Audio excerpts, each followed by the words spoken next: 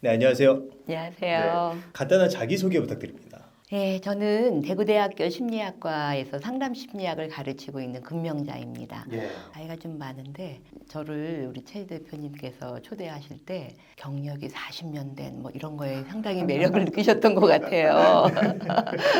제가 1982년도서부터 상담을 시작을 했으니까 올해 꼭 40년이 된 해입니다. 야, 진짜 오랜 기간 동안 네. 상담을 하시면서 좀 느끼시거나 일반 대중들이 알면 좋을 것 같은 그런 내용들을 좀 오늘 다뤄봤으면 좋겠는데요. 네. 오늘은 제가 궁금한 게 우리가 나이 먹으면 나이 먹을수록 불행해진다고 생각하는데 반대로 나이 먹을수록 잘 되는 사람들이 가지고 있는 특징이라고 할 만한 게 있을까요? 그래서 나이를 먹으면 또 늙기도 하고 또 몸에 힘도 빠지고 또 능력도 떨어지고 벌써 건망증 저 심하거든요. 네.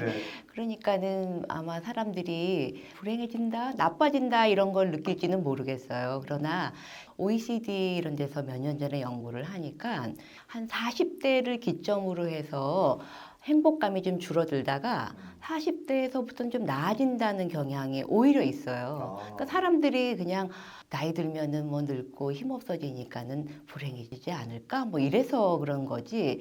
실제로 행복감 조사에서는 40대를 기점으로 좋아지고 있고 우리나라는 한 50대에서부터 이제 50대까지 점점 막 괴롭고 불행하고 나쁘고 그러다가 50대를 넘으면서는 좋아진다라고 같은 연구인데 한국은 조금 더 늦게 딜레이드 되어서 행복감이 좀 증가한다 이러고 있습니다. 그런데 이제 사람들은 생각하기에 금방 말씀드렸던 것처럼 뭐 나이도 듣고 막 얼굴도 못생겨져 가고 힘이 없고 그러는데 노인이 돼갈수록 한 3가지 정도의 어려움을 겪는다고 그래요. 그게 이제 몸이 아파서 느끼는 병고, 두 번째는 돈이 없어서 생기는 빈고, 그다음에 세 번째는 사람들이 자꾸 떨어져 나가는 거예요. 그래서 돕고, 그래서 병고, 빈고, 돕고 이렇게 3가지의 고통이 온다라고 이렇게 얘기를 하는데 우리 최 대표님이 저한테 질문하신 거를 보면 그런데도 불구하고 그렇게 좋아지는 사람이 있다면 이렇게 당연히 올 수 있는 병고, 빈고, 돕고 이 3가지를 잘 관리해 오고 있는 사람이다. 이렇게 얘기할 수 있을 것 같아요. 이게 일반적으로 보면 김광석의 서른쯤이라는 네. 노래도 있고 저도 이제 서른이 넘어서 이제 정말? 그런 상황인데 점점 이제 청춘하고 멀어진다는 거에 대한 불안감, 내가 늙고 있다는 거에 대한 불안감, 이런 불안감이 굉장히 크게 나타나는 것 같거든요. 근데 저도 막 30대 또 40대 정말 힘들었었어요. 여러 가지 일을 이제 하고 있고 아이도 키우고 공부도 하고 하니까 많이 힘들었었는데 막상 40대 딱 넘고 50대 딱 넘으니까 마음이 너무 편해지더라고요. 오히려 네, 이해가 되세요? 좀 이해가 안 안 됩니다. 되시죠? 근데 30대, 40대는 열심히 해야 되잖아요. 뭐든지. 아직 이룬 것이 별로 없으니까. 막 뭐든지 다 열심히 해서 매일이 막 숨차게 살았었던 것 같은데 40대, 50대에 가니까 사실은 그렇게 힘차게 왔기 때문에 어느 정도 가질 수 있는 것들을 조금씩 갖고 그러니까 막 열심히 살아야 될 이유가 점점 조금 줄어드는 거예요. 나이가 있으니까 조금 덜 열심히 살아도 용서가 되고 그러니까 오히려 마음이 편해지더라고요. 그래서 사실 많은 젊은 분들이 나이 들을수록 힘들지 않을까라고 생각을 하는데 40대, 50대 나이 넘어가면서 전투적이질 않으니까 편안해지는 것을 많이 경험한다라고 얘기를 합니다. 제가 우리 최 대표님이 저한테 나이 들을수록 불행감이 떨쳐버릴 수 있는 이런 것에 대한 질문을 조금 아까 하셨는데 생각을 해봤어요. 나이 들을수록 다른 사람한테 좋게 보이고 우아해 보이는 여성이 되고 싶거든요. 나이 들어서 우아한 사람이 누가 있을까 하고 생각을 해보니까 영국의 엘리자베스 여왕이 생각나더라고요. 너무 높이 비교했나? 그런데 아까 말씀드렸던 거하고 연결을 시킨다면은 건강하다는 거잖아요. 건강을 잘 관리한 사람. 두 번째는 이분은 여전히 여왕으로서 자기 역할을 하고 있기 때문에 자기의 역할을 꾸준하게 나이가 들었다 해서 버리는 것이 아니라 꾸준하게 하는 사람.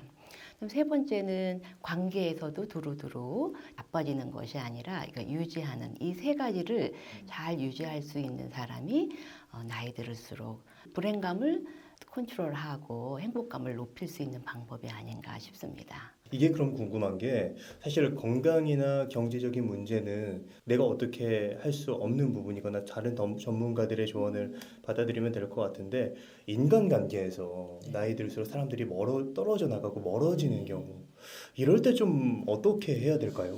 근데요, 이게 사실 이 세 가지 얘기를 했지만 이 세 가지가 별도의 것들이 아니에요. 아, 그런가요? 네. 오래전에 그 심리학자 중에서 데시엔 란이라는 사람이 기본 심리 욕구라고 하는 척도를 제안을 했고 척도 안에는 세 가지 하위 요소가 있었어요. 예. 하나가 자율성, 다른 하나는 유능성, 다른 하나는 관계성. 자, 이 세 가지에서 금방 말씀드렸던 것하고 굉장히 가깝잖아요. 예. 그러니까 건강해야지 자기의 유능감을 유지를 할 수 있고 유능감을 유지를 해야지 다른 사람하고에서 베풀기도 하고 교류가 가능한 거죠. 두 가지를 떼어놓고 관계만 이렇게 할 수는 없다라고 말씀을 드릴 수 있을 것 같아요. 오히려 우리 최 대표님께서는 저한테 관계성에 대해서 얘기를 하셨는데 많은 분들은 유능감을 어떻게 유지하냐 뭐 이런 얘기들을 사실 하시거든요. 그런데 저처럼 바깥에서 일했던 사람은 교수로서의 어떤 너 당신 같은 사람은 유능감 얘기할 수 있는데 맨날 집에서 밥하던 사람 아줌마가 무슨 유능감이냐 뭐 이렇게 얘기하시는 분이 있는데 저는 그 유능감을 능력의 유능감이라기보다는 자기 역할에서 충실하게 해서 적어도 그 영역에서만은 내가 자부심이 있어 이렇게 얘기할 수 있는 거죠. 그러니까 주부가 나는 남편이 하는 일을 잘 몰라. 그렇지만 부엌에서 밥하고 또 가정이 돌아가게 하는 것에서 내가 평생 해왔으니까 그거는 당신보다 잘할 수 있어 라는 자부심을 가질 수 있다는 거죠. 그런데 만약 여기서 내가 지금 잘하고 있는 일에 대해서 스스로 별 볼 일 없는 일이라고 생각한다면 불행해질 수밖에 없겠네요. 그렇겠죠. 그러니까 그 자기가 하는 일에 대해서 자부심을 경험을 해야 되는데 그거는 아직 큰 것이 아니라 작은 거 하나에도 나는 이거는 최소한 다른 건 다 못해도 이건 잘할 수 있어. 아무리 요리를 못하는 사람이라도 나는 다 못해도 김치찌개 하나는 잘 끓일 수 있어. 우리 최 대표님도 요리 좀 하시나요? 저 파스타 잘합니다. 아, 그렇잖아요. 네. 그렇다고 요리사는 아니시잖아요. 네. 또 그래 나는 파스타 하나는 잘할 수 있어 하는 데서부터 자부심을 유지할 수 있다는 거죠. 이게 너무 와닿는 게 일반적으로 우리가 뭐 되게 사소한 일에 자부심을 느끼거나 그러지 않잖아요. 그런데 내가 지금 불행하거나 미래에 대해서 걱정이 된다면 내가 할 수 있는 가장 작은 것에서 자부심을 느끼는 연습을 하는 게 도움이 될 것 같다는 느낌이 들었습니다. 네. 그런데 이게 또 관계성하고 연결을 또 해야 되잖아요. 그래 자기의 김치찌개 잘해온다. 김치찌개를 한 솥 끓여가지고 도시락 여러 개로 나눠서 야 내가 오늘 김치찌개 끓여봤어. 이거 한번 먹어봐. 그러면은 그거 받은 사람은 저 사람 괜찮은데 이렇게 작은 것에도 관심을 가질 수가 있죠. 그래서 관계성 따로 유능성 따로가 아니라 건강해야지 자기의 유능감, 자부심을 유지할 수 있고 또 자부심을 가진 데는 그것 때문에 다른 사람하고 교류를 할 수 있어서 이 세 가지가 사실은 서로 같이 가고 있다 이렇게 말씀을 드릴 수 있을 것 같아요. 너무 명쾌하게 말씀해 주셔서 그래요? 뭔가 탁 트이는 느낌이 들었습니다. 감사합니다. 그럼 지금 자부심을 느끼지 못하는 사람은 사소한 것에서 내가 느끼는 자부심을 찾는 게 선행되어야 되는 건가요? 네. 그렇게 하시고 그것을 나누어야죠. 나 혼자서 꿍꿍 하는 것이 아니라 그것을 가지고 작은 거지만 나눴을 때 이쪽 사람이 받은 사람이 야 고맙다. 한번 먹어볼게 해서 정말 너 김치찌개 하나는 잘 끓이는데 하면은 그게 피드백이 오죠. 칭찬이 되어 오는 거죠. 네. 칭찬이 아무 데서 없는 데서 칭찬이 있는 것이 아니고 이제 그런 교류에서부터 칭찬도 주고받을 수가 있거든요. 그렇다면 지금 내 삶의 자부심을 느낄 만한 게 없는 사람들은 어떻게 해야 될까요? 글쎄요. 자부심을 느낄 수 없는 사람이 있을까요? 금방 제가 말씀드렸던 예. 김치찌개. 또 뭐가 있을까요? 아주 사소하지만 자기가 이거 하나만은 그래도 뭐 아주 막 어디다 대놓고 뭐 얘기하고 그런 건 아니지만 아주 작은 거라도 자기가 나는 뭐 시간 약속은 최소한 나한테 굉장히 중요해. 그래서 시간 약속은 정말 잘 지킨다든지 스스로에게 한번 찾아보세요. 그래서 찾아서 돌보는 과정이 필요할 것 같습니다. 그렇다면 나이 먹을수록 이런 사람은 내 옆에 꼭 둬야 된다라고 말할 수 있는 사람의 특징이 있을까요? 글쎄요, 사람들마다 금방 말씀드렸던 것처럼 장점도 있고 하니까 어느 누구를 특별하게 둬야 되는 사람은 특정지기 저는 어려울 것 같아요. 오히려 내가 그렇게 옆에 두었으면 하는 사람이 돼야 되는 쪽에 관심을 갖는 게 좋지 않을까 싶습니다. 아, 저 사람하고 있으면 기분이 좋아진다든지, 저 사람하고 있으면 편해진다든지, 저 사람하고 있으면은 무엇인가 얻는 게 있다라든지 이런 마음이 들면은 다른 사람들이 자기 옆에 많이 머물겠죠. 내가 어떤 사람 옆에 있어서 나한테 좋을까라기보다는 누가 나한테 있어서 나로부터 어떤 이득을 얻을 수 있을까라는 쪽에 생각을 해서 자기의 금방 말씀드렸던 그런 잘하는 것, 자부심 있는 것을 세우고 그것을 나누고 이러면 좋지 않을까 저는 싶습니다. 여기서 중요한 포인트는 나누는 게 또 중요한 포인트라는 느낌이 드는데 그렇게 내가 다른 사람들에게 인정받고 좀 같이 있고 싶은 사람이 되기 위해서 필요한 게 그런 자부심 말고는 또 다른 부분이 어떤 게 있을까요? 이제 다른 사람이 우리가 이제 같이 있으려고 하면은 우리 사회심리학에서는 가까워지는 데 필요한 요소들이 있거든요. 첫 번째는 비슷한 사람들하고 가까워지죠. 그러니까 비슷한 사람이 가까워진다라고 하는 거는 그 사람하고 만나는데 어려움이 없다는 거예요. 아, 오늘은 무슨 영화 구경 가자. 오늘은 뭐 하자. 이렇게 돼서 서로 다르지 않으니까 에너지가 많이 안 들겠죠. 만났을 때에 이 사람이 쉽고 얻는 이득이 있고 하는 유사성과 보상성 이런 것들이 있을 때 관계성이 유지가 된다고 하겠죠. 그러니까 상대방과 나와의 공통점, 공감대를 형성할 수 있는 부분을 찾고 그리고 나서 나눌 수 있는 무언가를 찾는 것이 중요한 포인트라고 생각하셨어요. 그러네요. 아주 핵심을 잘 지적해 주셨습니다. 네. 처음으로 돌아가서 교수님께서 말씀해 주신 내용 중에 병고에 대한 얘기를 아직 안 했는데 사실 마음의 병이라는 게 굉장히 요즘 시대의 이슈잖아요. 그런 마음의 병을 잘 다스릴 수 있는 방법 그런 게 있을까요?